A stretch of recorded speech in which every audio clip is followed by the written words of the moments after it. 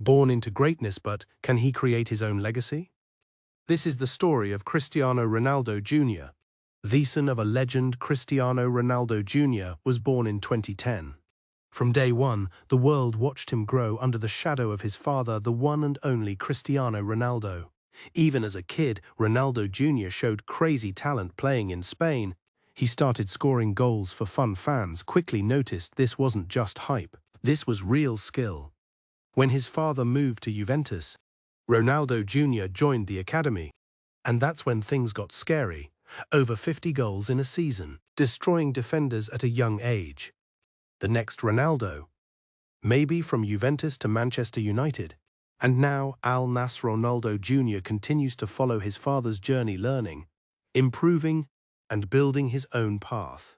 He's already been called to Portugal youth teams, but here's the twist. He can play for multiple countries. The future is wide open, but being Ronaldo's.